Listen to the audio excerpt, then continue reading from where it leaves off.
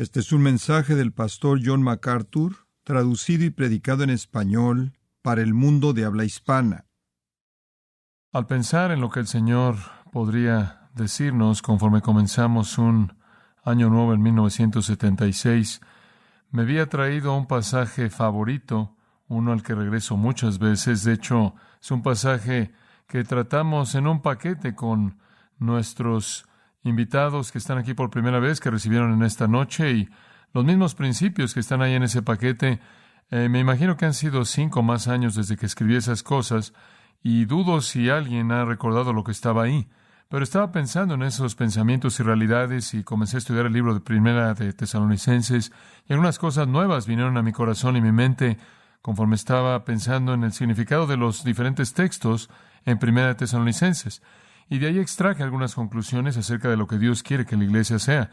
Y pensé que en esta noche podríamos ver el primer capítulo en particular y después al tercer y cuarto capítulo y extraer algunos principios básicos para la vida de Grace o realmente para cualquier iglesia. Si usted es una visita esta noche, puede tomar estas cosas de regreso a su propia congregación, a la comunión que usted disfruta en Cristo. Usted las puede aplicar en su propia vida personal, porque son principios universales que pertenecen a la iglesia ideal, o a la iglesia que Dios bendice de manera especial, o a la iglesia que cumple su diseño.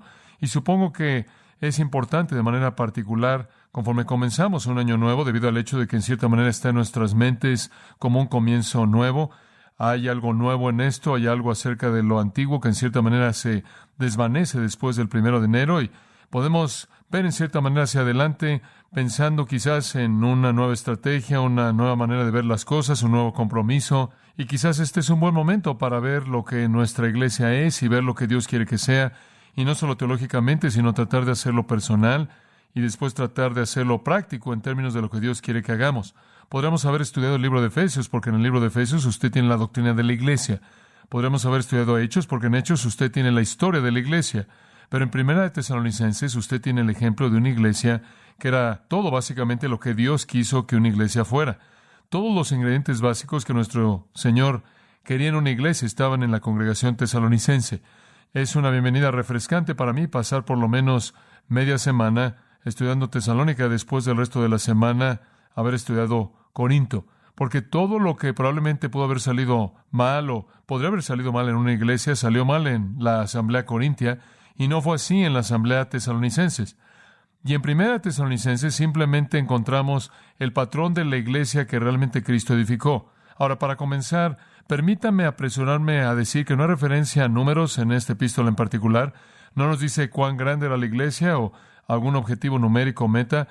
Nada de eso se describe. No nos dice absolutamente nada acerca de sus programas. No nos dice nada acerca del tipo de sermones que fueron predicados, el tipo de música que tuvieron. No nos dice qué tan grande era su estacionamiento. No nos dice de su escuela dominical, sus servicios de adoración. No nos dice de su campamento de preparatoria. No nos dice ninguna de esas cosas. Pero nos habla acerca de cosas internas. Y ¿sabe una cosa? Cuando el Señor toma la temperatura de la iglesia, Él siempre quiere conocer la temperatura interna. ¿Sabía usted? En algún punto a lo largo del proceso, el Señor mete el termómetro y la de Tesalónica salió a una temperatura normal. Y debido a eso, establece un patrón tremendo para nosotros. Pablo, claro, había predicado el Evangelio a los tesalonicenses, y él había enviado a Timoteo de regreso, en cierta manera, para saber qué estaba pasando. Como usted sabe, él tenía un gran deseo por saber qué estaba pasando en la congregación que él había dejado, y Timoteo regresó, y Timoteo tuvo un reporte fantástico, capítulo 3, versículo 6. Pero ahora, cuando Timoteo regresó de ustedes a nosotros y nos trajo buenas noticias de su fe y amor, y que tienen buenos recuerdos de nosotros siempre, deseando vernos, y nosotros también ustedes, por tanto, hermanos, fuimos consolados.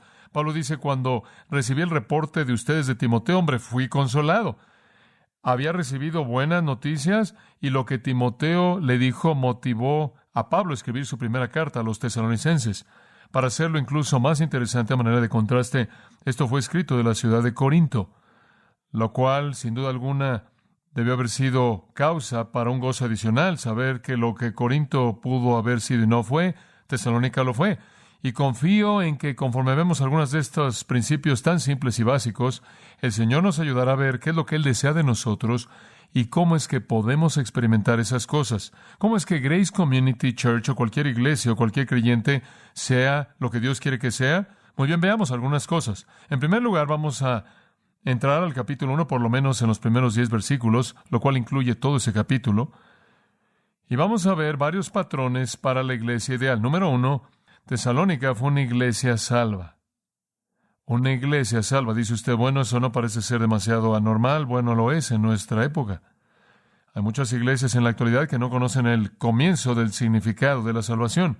Hemos estado estudiando en el último mes o más la epístola de Judas y, de hecho, acabamos de terminar nuestra serie de Judas y estamos entre series.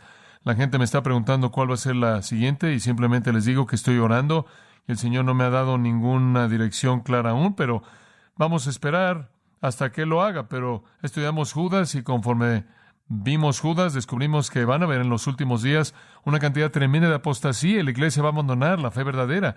Y vemos esto a nuestro alrededor. De manera excepcional en Tesalónica tenemos una iglesia salva. Una iglesia que verdaderamente había nacido de nuevo. Ahora eso nos es ilustrado en los primeros 4 versículos por los términos mismos que Pablo usó. Veamos el versículo 1, no podemos cubrir todo, pero simplemente subrayar lo que estamos buscando. Pablo y Silvano, el cual es otro nombre para Silas, quien fue su buen amigo, acompañándolo en el segundo viaje. Pablo y Silas y Timoteo a la iglesia de los tesalonicenses en Dios Padre y la implicación en el Señor Jesucristo. Gracia y paz a vosotros de Dios nuestro Padre y del Señor Jesucristo. Damos siempre gracias a Dios por todos vosotros, haciendo mención de vosotros en nuestras oraciones. Ahora, la razón por la que Él puede agradecerle a Dios por todos ellos es porque todos ellos están en Cristo. Esta fue una congregación totalmente regenerada, acordándonos sin cesar de la obra de vuestra fe y el trabajo de vuestro amor y la perseverancia en la esperanza en nuestro Señor Jesucristo ante Dios el Padre, conociendo, hermanos amados, debido a todas estas evidencias, vuestra elección de Dios. Ahora, en esos 4 versículos, Pablo dice, es obvio que ustedes son un grupo regenerado. Es obvio que la cizaña todavía no se ha infiltrado en el trigo.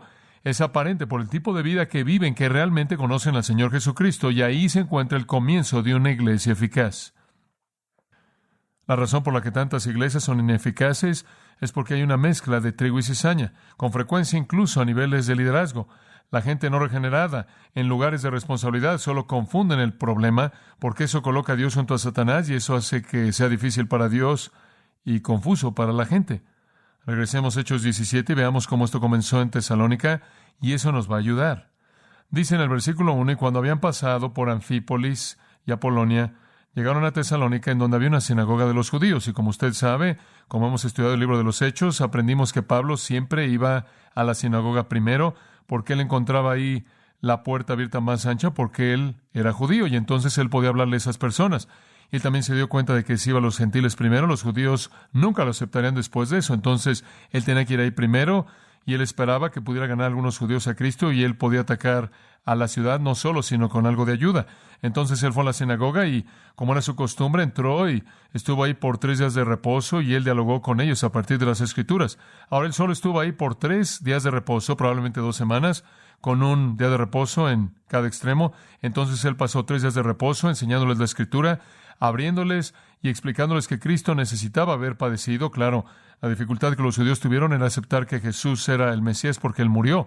Ellos realmente no habían entendido el significado de Isaías 53 o el Salmo 22. Y eso es el sufrimiento del Mesías. Ellos no podían entender cómo su Mesías tenía que morir y como consecuencia tenían dificultades en aceptar a Jesús como su Mesías. Entonces Pablo pasó tiempo mostrándoles que el Mesías debía haber padecido para cumplir su lugar en el plan de Dios y resucitar de los muertos, y después que este Jesús, a quien predico, de hecho es el Mesías. Y algunos de ellos creyeron y trabajaron juntos con Pablo y Silas, y de los griegos devotos una gran multitud, incluso algunas personas muy importantes. Desde el principio mismo hubo una respuesta tremenda. Solo 3 veces él razonó a partir de la Escritura. Ahora ese es un comienzo corto, ¿no es cierto? 3 días de reposo y se fue. Dice usted, hombre, no conozco esa iglesia, ni siquiera sé si van a despegar. Digo, ¿qué saben de la organización? ¿Han ido a algún seminario? ¿Realmente están mal? No están capacitados. Digo, solo tuvieron enseñanza por 3 semanas. Están mal. Bueno, Eso no sería fuera del Espíritu Santo, ¿verdad? Entonces Pablo les escribe de regreso y probablemente, si era humano como yo, se habría dicho a sí mismo: ahora Timoteo, ve y descubre, estoy un poco preocupado. Y Timoteo regresa y dice: el lugar realmente está arrasando con todos, es algo fantástico lo que está pasando en Tesalónica. Y él escribe esta carta de regreso y dice: gracias al Señor, esto es emocionante. Y todo comienza, como puede ver, porque es una iglesia regenerada. Observará eso en el versículo 1, que dice que estaban en Dios Padre. Y la implicación es que estaban en Jesucristo. Y el versículo 3 dice: en nuestro Señor Jesucristo. Y el versículo 5 dice: en el Espíritu Santo. No solo seguimos los preceptos de Jesús, no solo seguimos la enseñanza de Cristo, estamos en Cristo. Un concepto tremendo. En 1 Corintios 6, 17, Pablo dijo: el que se une al Señor, ¿qué?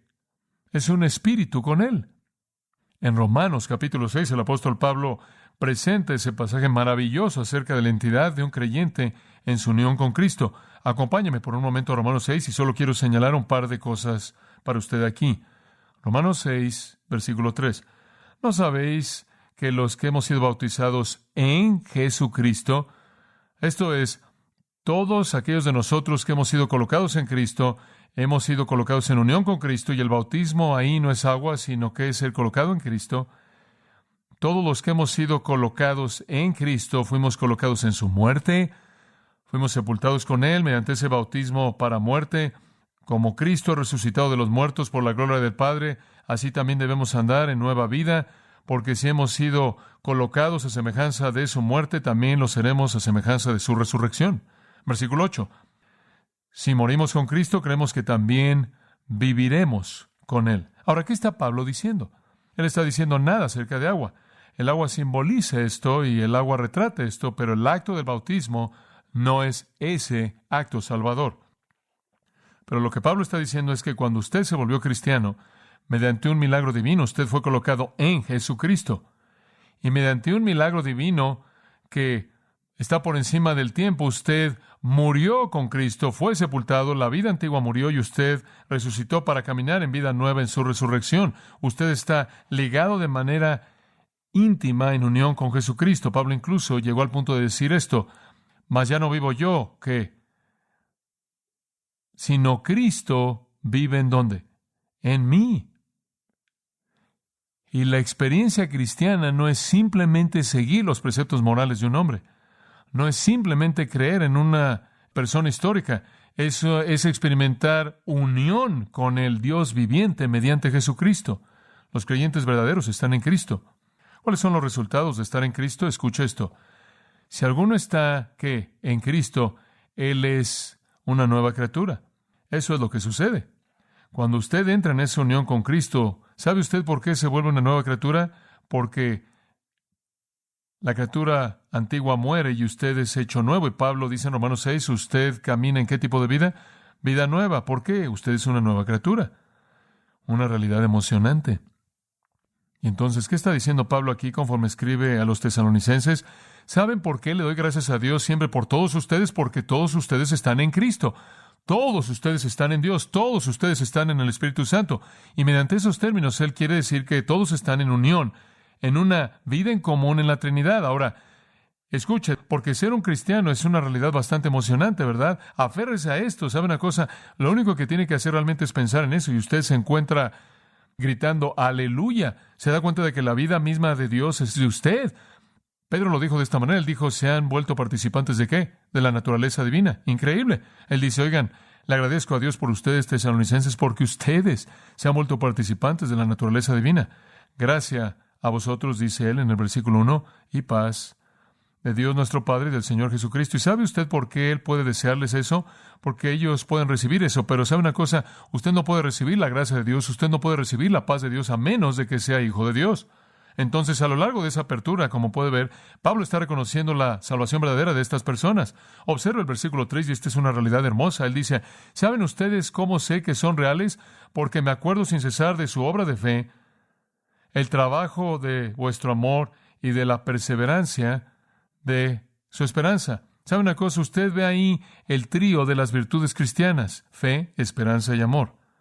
Todas esas le pertenecen únicamente a los redimidos, amados. Y él dice: debido a lo que ve en su vida, sé que son redimidos.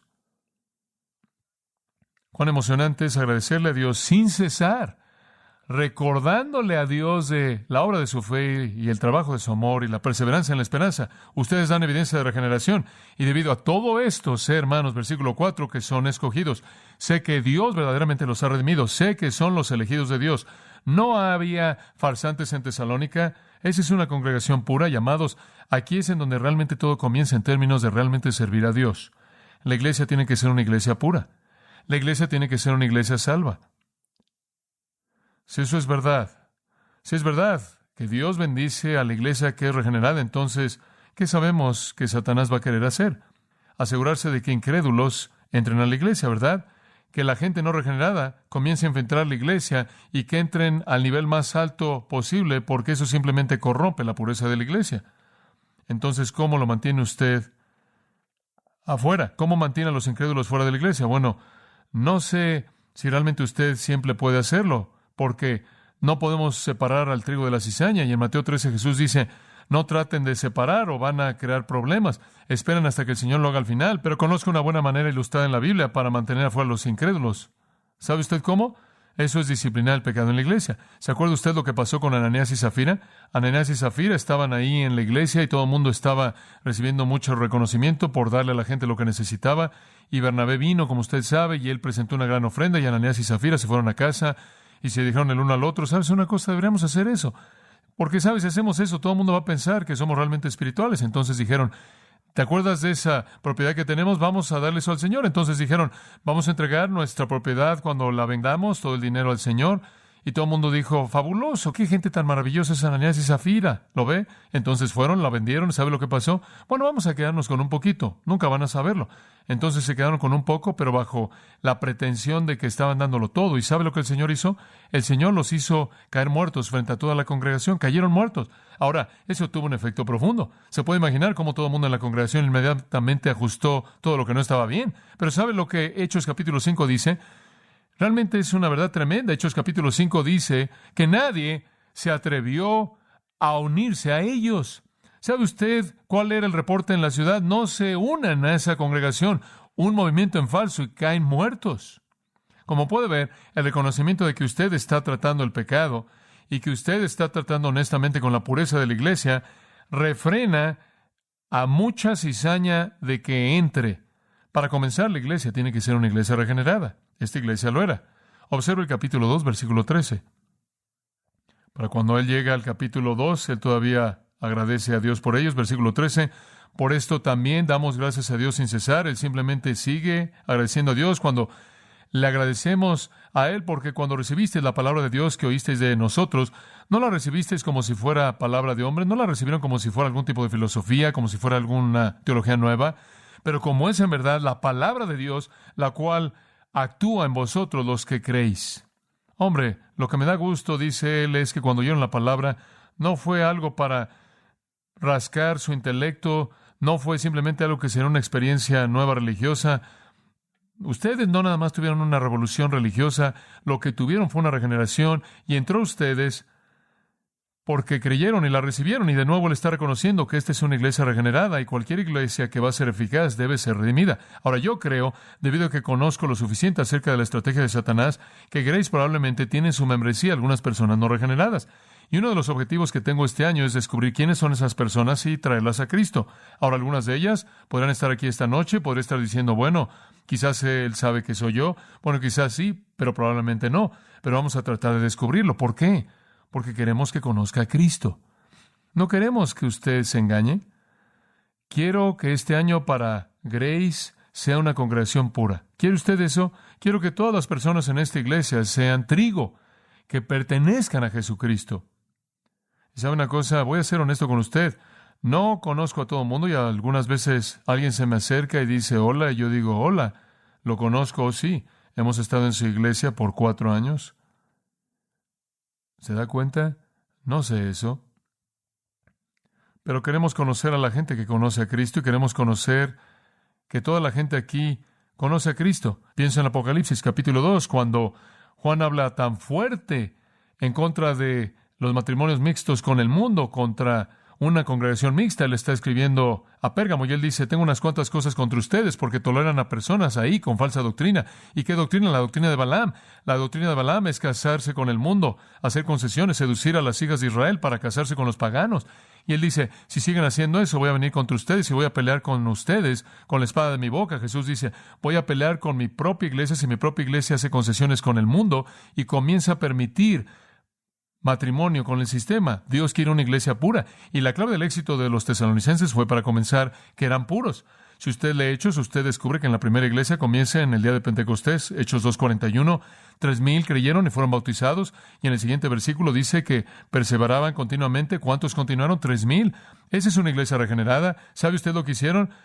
Voltearon de cabeza a la ciudad de Jerusalén, ¿no es cierto? Estaban volteando de cabeza a los líderes y de pronto en el libro de los Hechos estaban diciendo, hombre, pero han llenado a Jerusalén con su doctrina. Espero decirles, cuando tiene usted una asamblea totalmente regenerada y personas viviendo ahí por la ciudad, con el milagro del Espíritu Santo junto con ellos, va a voltear de cabeza esa ciudad, ¿no es cierto? Y así fue. Pablo dice en el versículo 5, observe, nuestro evangelio no vino a vosotros en palabra únicamente, sino también en poder y en el Espíritu Santo y en mucha certidumbre, como vosotros mismos sabéis qué manera de personas fuimos entre vosotros por causa de vosotros. Ustedes se acuerdan cómo llegamos y sabían que fuimos hombres de Dios y ustedes recibieron lo que dijimos y lo creyeron. Y vino en la energía del Espíritu Santo y lo recibieron con confianza y certeza, cambió su vida, oyeron, creyeron y se volvieron en Cristo, y ese fue el comienzo del efecto de esa iglesia. Dios quiere una iglesia salva. Segunda cosa, y esta simplemente es otra palabra para que la pueda recordar, Dios quiere una iglesia rendida. Y Tesalónica lo fue. Me encanta esta afirmación y no quiero quedarme aquí, pero podría. El versículo 6 simplemente es una afirmación rica. Y ustedes se volvieron seguidores de nosotros y del Señor. Deténgase ahí. La naturaleza genuina de la salvación de los tesalonicenses se vuelve aparente en esta afirmación. Se volvieron seguidores de nosotros y del Señor. La palabra seguidores es una palabra hermosa en el griego, es la palabra mimetai, de la cual obtenemos la palabra mimo. Ustedes nos imitaron, me gusta eso. Los cristianos tesalonicenses no solo hablaban, eran imitadores. No solo hablaban de su experiencia cristiana, de hecho, hicieron que su vida siguiera a alguien más. Este es un tema con Pablo, y él repite este concepto en muchas escrituras. Pero en 1 Corintios 4:16 él dice, os ruego a los corintios, sed imitadores de mí, por favor. Él no tuvo que decirle eso a los tesalonicenses, lo hacían. Pero a los corintios él les dice, por favor, síganme. Dice usted, eso es bastante audaz, decir, imítame. Bueno, no lo es, por lo que él dice en 1 Corintios 11:1. Sed imitadores de mí, así como yo soy de Cristo. En Efesios capítulo 5, versículo 1, Pablo dijo, sed pues imitadores de Dios. ¡Qué concepto tan rico! Sed imitadores de mí, dijo Pablo. Sed imitadores de Cristo, dijo Pablo. Sed imitadores de Dios. Ahora, si yo como pastor y sus ancianos y sus líderes seguimos a Cristo, entonces ustedes nos pueden seguir. ¿Es correcto? Y estar siguiendo a Dios. Ahora, eso es precisamente lo que estaba pasando en la asamblea tesalonicense. Esta iglesia estaba rendida a una cosa, semejanza a Cristo. Estaban abandonados para ser como Jesús. ¡Qué cosa tan tremenda! Ahora, colectivamente es verdad que somos el cuerpo de Cristo. Me gusta llamarlo el cuerpo 2. Colectivamente somos como su cuerpo, por todo el mundo debemos representarlo. Pero individualmente, amados, debemos ser como Él. ¿Usted se acuerda del pasaje que estudiamos cuando estudiamos 1 Juan hace unos meses atrás? Escúchelo de nuevo. El que dice que permanece en Él, y Él está hablando de permanecer en Cristo, el que dice que permanece en Él debe andar como, ¿qué? Como Él anduvo. Si yo digo que estoy en Cristo, entonces debo ser como Cristo. ¿Cuál es la búsqueda de un cristiano? Ser como Cristo. Y como puede ver, esa es la clave de la vida de la iglesia. Usted sabe que si todos nosotros fuéramos como Cristo, no tendremos problemas en nuestras relaciones unos con otros. ¿Sabe usted por qué tenemos problemas en nuestras relaciones unos con otros, porque todos en cierta manera estamos fuera de tono. Tozer dijo, si usted tiene 100 pianos y quiere sintonizar 100 pianos y simplemente comienza a sintonizar uno al otro, hombre, qué desastre. Pero si usted tiene un tono y sintoniza todos los pianos a ese tono, todos automáticamente van a estar sintonizados entre sí, ¿verdad? ¿Sabe usted cuán simple es en la iglesia? No es estar por todos lados ajustándose a todo mundo, es que todo mundo se esté volviendo como Jesucristo. Entonces no tendremos ningún problema con nadie más, semejanza a Cristo. La iglesia tesalonicense estaba rendida a la semejanza a Cristo. Confíen que sea un compromiso en su corazón este año, que su deseo sea ser como Cristo, andar como Él anduvo. Y claro, en 1 Juan 2 Él está hablando de obediencia. Él anduvo de manera obediente. Y así es como usted debe andar, vivir de manera obediente a Dios. Él vino al mundo y dijo, mi necesidad es hacer ¿qué? La voluntad del que me envió. Él fue obediente. Filipenses 2 dice que Él fue obediente ¿hasta qué? Hasta la muerte. Y después Filipenses 2 añade otra dimensión de semejanza a Cristo. Haya pues en vosotros este mismo sentir que estuvo también en Cristo Jesús, quien no se aferró a ser igual a Dios, sino que se humilló a sí mismo. Dos cosas que realmente sobresalen de Cristo. Él fue obediente y Él fue humilde. La iglesia tesalonicense fue como Pablo y Silas y Timoteo, y ellos fueron como Jesús. Ahora, espero que usted se dé cuenta de que incluso al entender eso, cómo coloca una carga tan pesada en mi corazón. Ustedes tienen todo derecho, amados. Ustedes tienen todo derecho, bíblicamente, delante de Dios, imitarme, imitar a los líderes de esta iglesia. Tienen todo derecho de hacer eso. Y nosotros tenemos la obligación y la responsabilidad de asegurarnos de que si ustedes hacen eso, ustedes estarán siguiendo a Cristo porque nosotros lo estamos siguiendo a Él.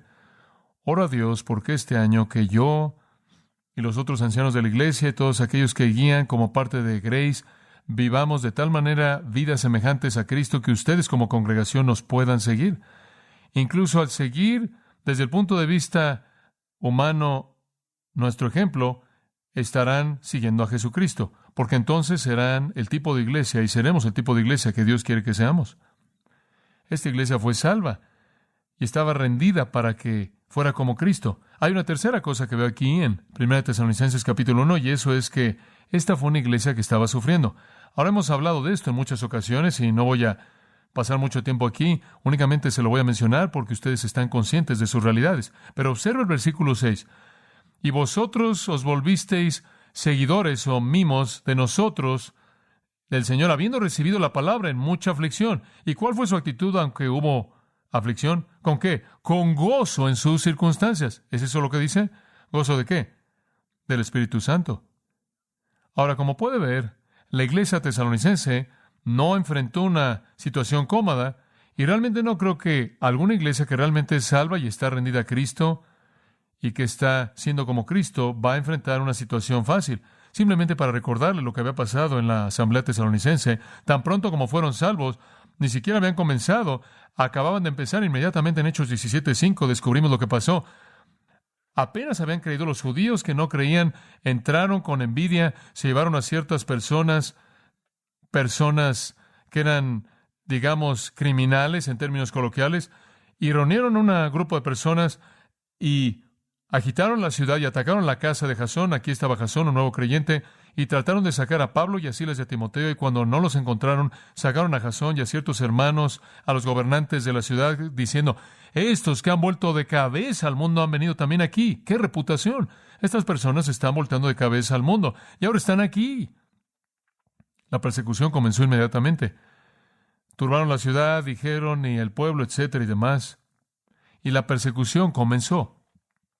Si usted ve el segundo capítulo de 1 Tesalonicenses, versículo 14, va a encontrar algo de eso. Porque vosotros, hermanos, os volvisteis seguidores de las iglesias de Dios que están en Judea, en Cristo Jesús. Vosotros también habéis sufrido cosas semejantes de vuestros propios compatriotas, así como ellos de los judíos, que mataron al Señor Jesucristo y a sus propios profetas y nos han perseguido y no agradan a Dios y se oponen a todos los hombres, prohibiéndonos hablar a los gentiles para que fueran salvos, llenando la medida de sus pecados siempre, porque la ira ha venido a ellos hasta el fin. Ahora, permítame extraer algunos pensamientos de aquí. Él dice, han sufrido todo lo que sufrimos en Judea. Algunos de ellos habían sido martirizados, perseguidos, se les había prohibido hablar. Como puede ver, la iglesia que es salva y está rendida a ser como Jesucristo va a causar hostilidad en el mundo. Va a venir algo de sufrimiento. Jesús lo expresó de esta manera. Si el mundo me ha aborrecido, pueden esperar que que los aborrezcan a ustedes, especialmente si son como yo. Me encanta lo que Pablo dice. Colosenses 1:24, él dice algo que ha sido malentendido y supongo mal interpretado porque es difícil, pero dice, ahora me regocijo en mis sufrimientos por vosotros. Dice usted, pero Pablo, ¿cómo podrías hacer eso? Bueno, podría sufrir un poco, podría ser golpeado, pero ustedes se salvan y estoy bien así. Me regocijo en mi sufrimiento por ustedes y lleno aquello que está detrás de las aflicciones de Cristo en mi carne.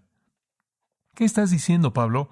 ¿Qué quieres decir con que llenas aquello que está detrás de las aflicciones de Cristo en tu carne? Lo que quiere decir es esto. El mundo ya no puede llegar a Jesús, entonces llegan aquellos que son como Él, ¿verdad? El mundo no ha acabado de perseguir a Cristo, pero debido a que no pueden llegar a Él, llegan a mí. Y en cierta manera me da gusto, por eso estoy dispuesto a sufrir por aquel que sufrió por mí. Si Él pudo recibir los golpes en la cruz que deberían haber sido míos, creo que puedo recibir algunos cuantos golpes que son para Él. ¿Y no sería agradable ser perseguido por ser como Cristo? Digo, por lo menos usted tiene ese reconocimiento. No sé si en algún punto me han confundido por error con Jesucristo. Si ha sido así, nadie me ha dicho. ¿No será agradable que alguien lo persiguiera a usted porque usted ha volteado al mundo de cabeza? Será algo emocionante. Me gustaría que todo el mundo se enojara por Grace. No porque somos ofensivos, sino porque predicamos el Evangelio y eso exhibe el pecado.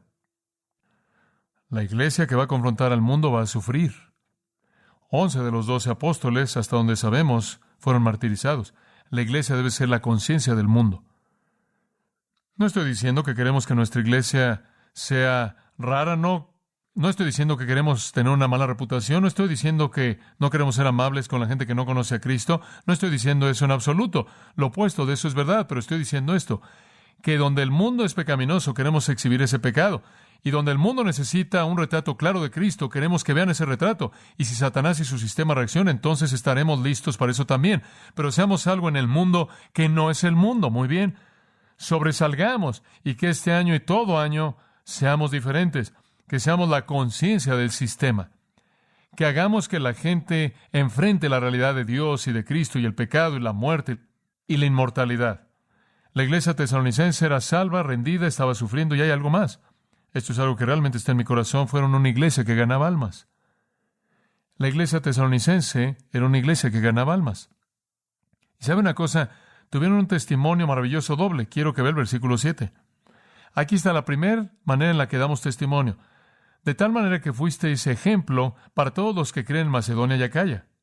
Vivieron vidas ejemplares. Hombre, ¿sabe una cosa? El resto de la gente alrededor podía ver a esa iglesia tesalonicense y decir, así debería ser nuestra iglesia.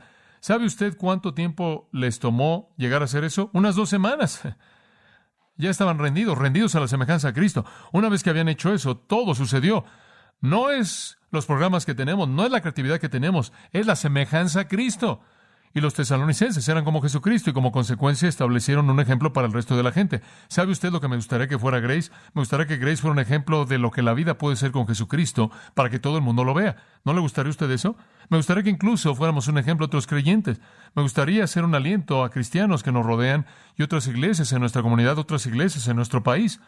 Pusieron un ejemplo incluso para los creyentes, pero ve el versículo 9. Saltándonos el versículo 8 por un minuto. Porque ellos mismos hablan de cómo entramos a vosotros y cómo os volvisteis de los ídolos a Dios para servir al Dios vivo y verdadero. El término ellos mismos nos muestran se refiere a personas en todo lugar en el versículo 8. ¿Sabe una cosa? Pablo no tuvo que ir por todos lados y hablar de la conversión de los tesalonicenses. ¿Sabe por qué? Ellos lo contaron. ¿Cómo? Por su vida. ¿Sabe usted cuál era el reporte por todos lados? ¿Han oído lo que pasó a Tesalónica? ¿Sabe usted lo que pasó ahí? Se volvieron de los ídolos, ¿qué? A Dios. ¿Sabe usted que Tesalónica estaba a más de 50 kilómetros del Monte Olimpo y el Monte Olimpo era el cuartel general de todos los dioses? Que esas personas habían sido creadas desde su niñez a creer en todo tipo de dioses, que eran politeístas, que tenían un sistema complejo idólatra de deidades. Y se da cuenta usted de que después de una vida entera de eso, en 3 días de reposo sucesivos, la comunidad entera de creyentes dejó el sistema entero de idolatría y se volvió para servir al Dios viviente. ¿Y sabe usted lo que pasó? Eso produjo noticias. ¿Han oído lo que les pasó? La gente está hablando de ustedes. Él dice, a donde quiera que voy, no tengo que decir nada porque ellos mismos me están diciendo. El reporte se está corriendo. se volvieron de los ídolos al Dios vivo. ¿Sabe una cosa? En primer lugar, da testimonio al mundo por el cambio en su vida. ¿No es verdad? La plataforma sobre la cual hablamos es la plataforma de una vida cambiada. Digo, usted sabe, si usted es un borracho, no sirve de nada ayudar a un borracho y decirle tienes que reformarte y dejar de hacer eso. No le ayuda a usted de nada. Si usted es un criminal en su negocio, no ayuda ponerse de pie y decir, permítanme decirles cómo ser un hombre honesto. ¡Ah, qué buena broma! Y si usted está viviendo una vida que obviamente no ha cambiado, usted no tiene nada que ofrecerle a nadie. Heine, el filósofo alemán, dijo, muéstrame tu vida redimida y quizás crea en tu Redentor.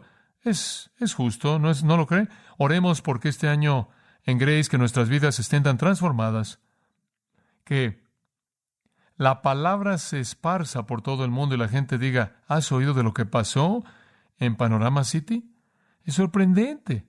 La gente se ha vuelto de los ídolos para servir al Dios vivo. ¿No sería agradable si el mundo estuviera diciéndole a los cristianos de eso? ¿Qué tal? Para un cambio. Si el mundo nos estuviera diciendo, el testimonio viviente es la base de todo. Ahora, observa el versículo 8, y aquí está el testimonio de la palabra que está basado en esa vida. Porque de vosotros salió la palabra del Señor. Ahora la palabra salió. Eketai es la palabra de la cual obtenemos eco. De ustedes hubo un eco de la palabra del Señor. ¿Sabe una cosa? Una buena cosa del testimonio cristiano es que nunca debe ser independiente de la palabra de Dios. Solo debe ser un eco, ¿verdad? Cuando usted proclama algo, no deben ser sus ideas, debe ser simplemente un eco de la verdad de Dios. Y un eco siempre dice lo mismo, ¿verdad? Usted se pone de pie en un monte y usted dice, hola. ¿Qué va a regresar usted? Hola, no adiós, sino hola. Usted está de pie en un monte y lo que usted dice va a regresar. Ese es un eco, y un eco siempre es igual, porque es la misma voz rebotando. Dios ha colocado su voz en ustedes, el Espíritu Santo. Él no quiere que usted esté creando sus propias palabras. Él quiere que usted haga un eco de la verdad.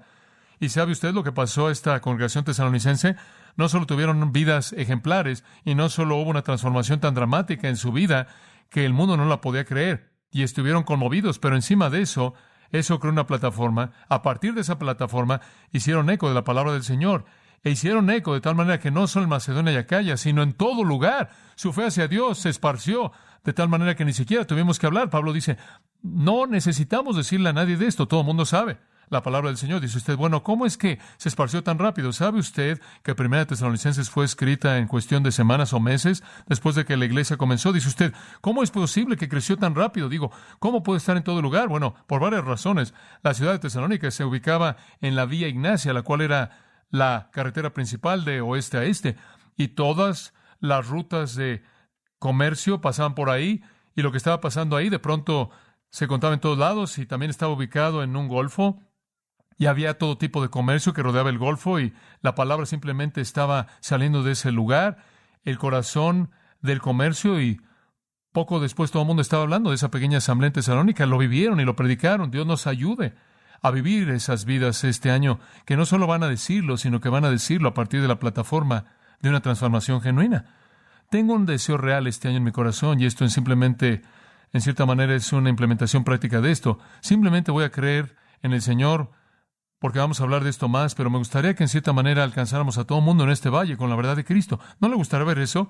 Digamos, si es solo una vez y usted sabe que les dé el Evangelio, realmente estamos orando por cómo Dios quiere que hagamos eso, y en cierta manera tengo algunas ideas emocionantes acerca de que salga la palabra, incluso si tenemos que mandar algo de correo a todo el mundo en todo el valle, y después que quizás llamen un número telefónico, y si están interesados, vamos a enviar esa tarjeta a alguien que vive cerca de la iglesia, y podemos hacer un poco de evangelismo en nuestra propia comunidad y darle seguimiento a la gente que muestra interés. Pero realmente creo que solo eso va a funcionar.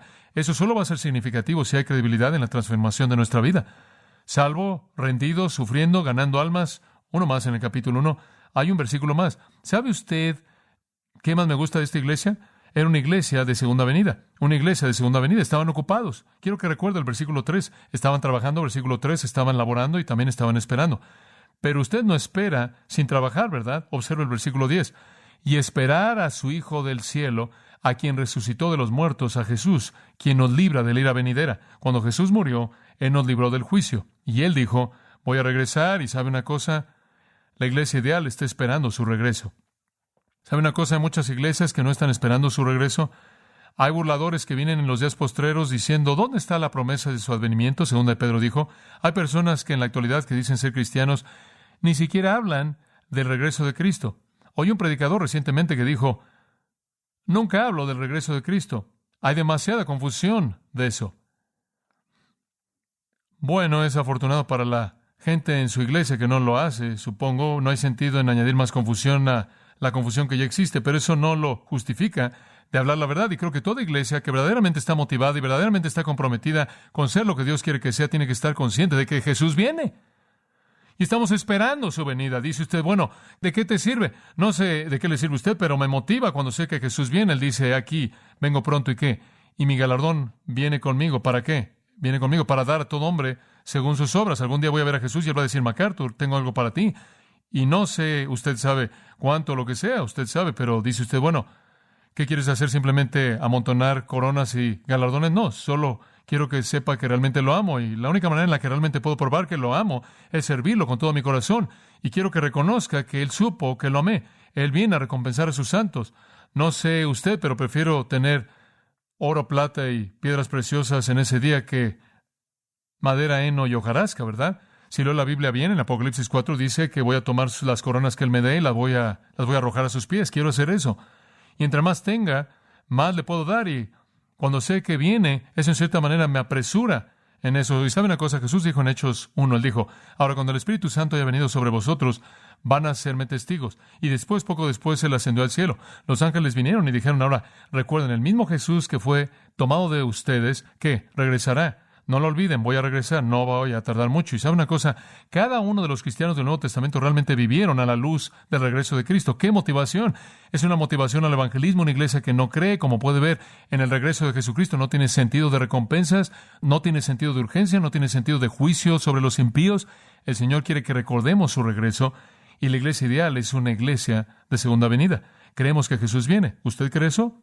Yo veo por todos lados, no puedo evitar pensar que Él viene pronto, y si Él va a regresar, quiero entregar todo lo que tengo hasta que Él venga. Permítame salir del capítulo 1 y simplemente darle un par de referencias más que son algo emocionantes. Capítulo 3, versículo 8. Otra cosa de esta iglesia es que era una iglesia estable. Versículo 8 dice, porque ahora vivimos, y usted puede meter ahí, realmente vivimos. Digo, esto es vivir, es lo que Él está diciendo. Cuando ustedes están firmes en el Señor. Bueno, hombre, cuando escuchamos el mensaje de ustedes que estaban estando fieles al Señor, hombre, realmente estábamos viviendo. Ustedes contribuyeron a nuestra emoción. Ustedes hicieron nuestra semana, nuestro mes, nuestro lo que sea.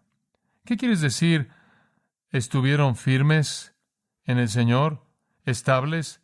Sin desviarse. ¿Qué quiere decir estar firme en el Señor? Creo que significa dos cosas, y no tengo el tiempo para entrar en toda la explicación de esto, pero permítame tan solo darle dos cosas. Número uno, creo que significa que usted no se desvía doctrinalmente y usted no cede nada. Estar firme en el Señor significa que usted sabe, usted simplemente se queda ahí sólido doctrinalmente. Pero creo que significa más que eso también, porque usted sabe, usted puede permanecer firme doctrinalmente y simplemente secarse. Hay otra cosa que usted necesita hacer, y eso es permanecer firme en términos de amor. Y eso fue Éfeso, ¿verdad? Cuando nuestro Señor le habló a Éfeso en Apocalipsis 2, Él dice, tengo algo contra vosotros. ¿Han dejado qué? Su primer amor, doctrinalmente correctos. ¿Qué es lo que siempre decimos? Que dos cosas edifican una gran iglesia. ¿Cuáles son? Amor y qué? Doctrina sana. Y cuando usted está firme sobre la palabra de Dios sin desviarse, cuando usted está firme en el amor, comprometidos unos con otros, usted tiene que estar firme. Usted tiene una estabilidad fuerte. Y esa iglesia tesalonicense, se aferraron ahí en la palabra, fueron firmes en la palabra. Dice usted, ¿cómo sabes eso? ¡Wow! Vea el versículo 5 de capítulo 1. Cuando nuestro evangelio vino a vosotros, no solo fue en palabra, sino en poder y en el Espíritu, y creyeron, y lo siguieron, y lo aceptaron como la palabra de Dios, capítulo 2, versículo 13. No como la palabra de hombres, sino como es en verdad la palabra de Dios, y todavía están firmes sobre él. Y él dice en el versículo 7 del capítulo 3, incluso en aflicción que atravesamos, somos alentados, más allá de nuestra aflicción, cuando oímos de que están firmes. Cuán emocionante es cuando una iglesia no se desvía de su doctrina y no se desvía de su compromiso con amarse entre sí. Esto es importante, permanecer firmes, estables.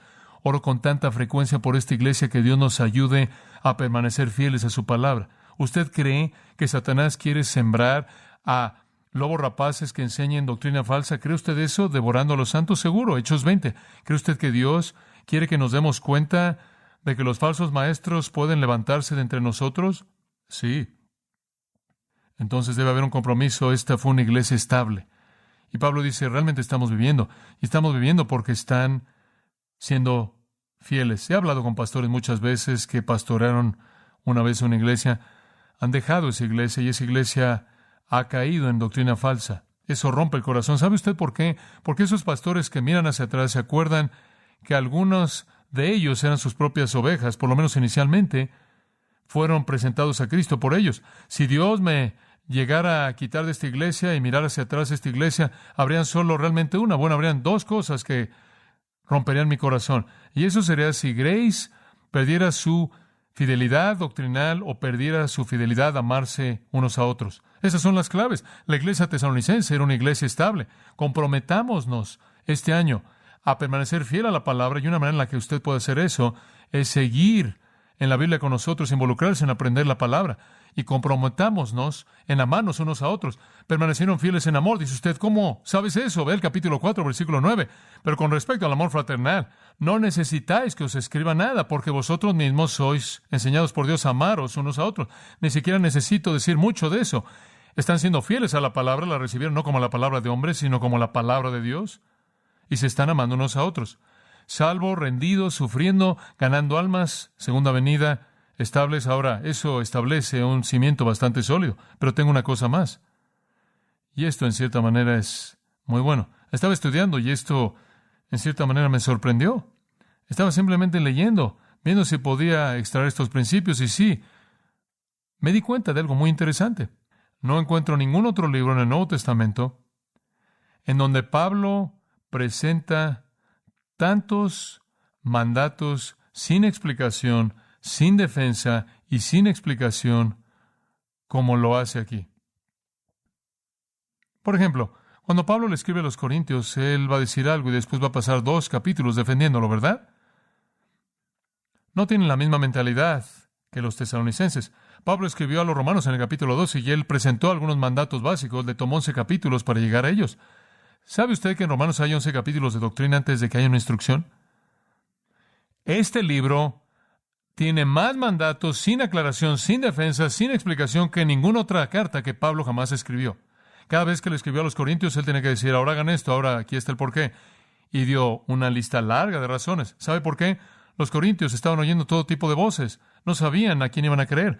Pero ¿sabe usted lo que le dice a los tesalonicenses? Esto simplemente me impacta, es emocionante. Él simplemente lo dice, como en el capítulo 4, versículo 3, él dice, absténganse de la fornicación. Eso es todo. Manténganse alejados del pecado sexual, punto. Y aparte. Y en el versículo 11 dice, manténganse tranquilos, ocupados en sus negocios, trabajen con sus propias manos, como les mandamos. Capítulo 5, por ejemplo, hay muchos otros, pero en el capítulo 5, vea esto. Versículo 12. También os rogamos, hermanos, que reconozcáis a los que trabajan entre vosotros y os presiden en el Señor y os amonestan. Vean a sus líderes. Y que los tengáis en mucha estima y amor por causa de su obra. Tened paz entre vosotros. Ahora os exhortamos, hermanos, que amonestéis a los ociosos, alentéis a los de poco ánimo, sostengáis a los débiles, que seáis pacientes para con todos. Ahora hay muchas cosas ahí. Usted podría predicar en eso por una semana. Mirad que nadie pague a nadie mal por mal. Seguid lo que es bueno entre vosotros y para con todos los hombres. Estad siempre gozosos, orad sin cesar, dad gracias por todo, porque esta es la voluntad de Dios para con vosotros en Cristo Jesús. No apaguéis al Espíritu, no menospreciéis las profecías, examinadlo todo, retened lo bueno, absteneos de toda especie de mal. Dice usted, bueno, ¿qué? Él simplemente dice esto, ¿por qué? Usted no necesita decir por qué a los tesalonicenses, ¿sabe por qué? Eran una iglesia sumisa, realidad hermosa. Usted no necesita defender nada. Puede imaginarse poniéndose de pie un domingo por la mañana y diciendo, ahora, mi texto es 1 Tesalonicenses 5:16, estad siempre gozosos. Oremos. La semana que entra vamos a tomar el versículo 17. El lugar estaría lleno, ese tipo de sermones cortos. En la asamblea corintia, si él dijera, orad sin cesar, le habrían tomado 3 capítulos probar por qué. ¿Sabe por qué no tiene que decirle esto a los tesalonicenses? Tienen un espíritu de sumisión a la palabra de Dios. Eso es lo que los hizo únicos. Hombre, esas son 7 características bastante importantes de esta pequeña iglesia. Estas personas estaban sometiéndose a la palabra de Dios desde el comienzo. En el capítulo 1, versículo 6, dice, vosotros os volvisteis seguidores de nosotros y del Señor, habiendo recibido la palabra. ¿Y cómo la recibieron? En mucha aflicción, ¿con qué? Con gozo. Capítulo 2, versículo 13, la recibisteis no como la palabra de hombre, sino como es en verdad la palabra de Dios. Capítulo 4, versículo 1, por lo demás, hermanos, os rogamos y os exhortamos por el Señor Jesús, que como recibisteis de nosotros, cómo debéis andar y agradar al Señor. Él dice, ya lo recibieron, simplemente abrieron su corazón y lo recibieron, ahora simplemente sigan haciendo esto. Lo que hizo esta iglesia excepcional fue que tuvieron un compromiso incondicional con someterse a la palabra de Dios. ¿Sabe usted lo que yo creo? Creo que la función primordial de un pastor en una iglesia es producir una sumisión total por parte de su congregación a la palabra de Dios. Si le enseño a usted la palabra de Dios y le comparto la palabra de Dios y usted aprende la palabra de Dios y usted ve que la palabra de Dios está operando en su vida, produciendo y reproduciéndose, y lo saturo hasta que, como Spurgeon dijo, su sangre se vuelve biblina y usted esté sumergido en la palabra de Dios, ¿sabe usted lo que pasa? Crea su propio ambiente y todo pasa por el filtro de la palabra de Dios. Si pudiera yo llegar a hacer algo en el ministerio, sería esto: hacer de ustedes sumisos a la palabra de Dios. Entonces, en cualquier punto, le presentaremos la palabra de Dios y ustedes dirán, ¿es eso lo que dice? Maravilloso. ¿Sabe usted lo que pasa en una iglesia en donde la palabra de Dios no es el retrato total y donde no existe esa sumisión? Con mucha frecuencia, por ejemplo, un pastor va a predicar de temas y va a predicar sus propias ideas de lo que trae el viento, y después, de vez en cuando, un problema surge en la iglesia y él se enoja por el problema. Después él va a escudriñar la Biblia y él va a predicar un sermón de la Biblia y él va a atacar el problema, y todo el mundo simplemente está diciendo, ¿por qué? Porque nunca han visto que tienen que someterse a la palabra. La palabra simplemente sale como otra de sus opiniones porque no tienen una mente de sumisión. Son como los corintios. Pero donde esté ese espíritu de obediencia dispuesto, ese corazón de sumisión, entonces lo único que tienen que hacer es abrir la palabra, y la recibieron. Le voy a enseñar a usted la palabra en 1976. Bueno, ¿sabían eso? ¿Qué más? Y voy a orar a Dios como nunca antes, porque Él nos dio un espíritu ¿de qué? De sumisión. Ahora, ¿qué significa eso? Eso significa que usted dice, bueno, no sé qué hacer. Bueno, ¿qué dice la Biblia? Bueno, dice que hagas esto, hombre. ¿Sí?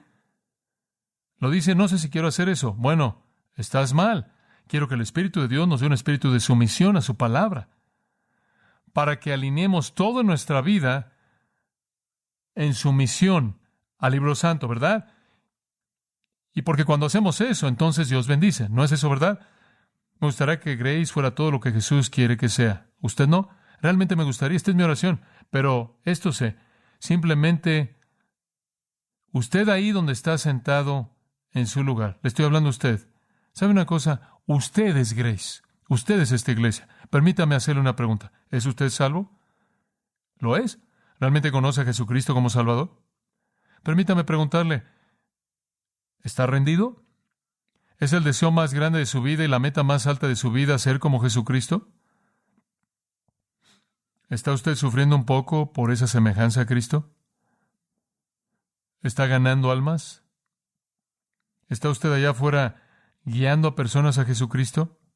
¿Está usted esperando la segunda venida? ¿Está usted sirviéndole de todo corazón y puede decir con Juan, amén, ven Señor Jesús? ¿Qué tal esto? ¿Está usted siendo estable, fiel, en pureza doctrinal y en amor? ¿Es usted sumiso a la palabra? Porque si usted no está haciendo esto, ¿sabe una cosa? Grace no lo puede ser. Esta iglesia no lo puede ser. Oremos. Señor Jesús, sabemos que tú oraste por tu iglesia y tú todavía intercedes por nosotros. Sabemos que dijiste que edificarías tu iglesia, pero ciertamente te damos muchos problemas en hacer eso. Ayúdanos a alinearnos contigo en la edificación de tu iglesia. Ayúdanos a hacer de tu iglesia lo que siempre has querido que sea. Y Señor, ayúdanos a saber esto, que la organización nunca puede ser algo que la gente no lo es. Que el cuerpo total de Cristo no puede ser nada diferente de lo que las personas como individuos son. Que todo el cristianismo no puede ser Cristo en el mundo a menos de que yo sea como Él. Ayúdame a saber, Señor, y ayuda a cada uno de mis hermanos y hermanas en esta noche a saber que la iglesia en el mundo será lo que deben ser en el mundo. Padre, tú puedes oír toda oración que sale de todo corazón, y simplemente oro porque son oraciones que realmente querías oír. Oro porque tú nos ayudes a ser honestos y abiertos y realmente hagamos algunos compromisos conforme comenzamos un año nuevo esta noche. Tú has hecho tanto por nosotros, Señor, únicamente queremos darte la gloria y sabemos que tú eres glorificado cuando tu iglesia es lo que debe ser y es lo que debe ser cuando somos lo que debemos ser. Entonces nos entregamos a ti en el nombre de Jesús. Usted ha escuchado a John MacArthur, maestro bíblico de Gracia a Vosotros. Para más información y acceso gratuito a todos los mensajes de John, así como una lista de libros incluyendo la Biblia de estudio, visite la página web en gracia.org. Gracia a Vosotros y el pastor John MacArthur se reservan toda protección y derecho de autor bajo la ley que esté vigente. La información de derecho de autor está disponible en gracia.org, que incluye instrucciones para limitar la duplicación de este archivo digital. Gracia a Vosotros es una organización sin fines de lucro, dedicada a desarrollar recursos desde las enseñanzas del pastor John MacArthur, las cuales ofrecen la verdad de las Escrituras. Por otra parte, su apoyo en oración y sus donaciones al ministerio nos ayudan a lograr este propósito para equipar a miles de personas de habla hispana. Si desea hacer una donación o ofrenda, puede hacerlo utilizando su tarjeta Visa, Mastercard, Discovery o American Express, ingresando a gracia.org, y si vive en Estados Unidos o Puerto Rico, también puede llamarnos al 1-866-5-GRACIA, esto es, 1-866-547-2242. Recuerde, desde cualquier lugar puede ingresar a nuestra página web en gracia.org. Y de antemano, gracias por su apoyo.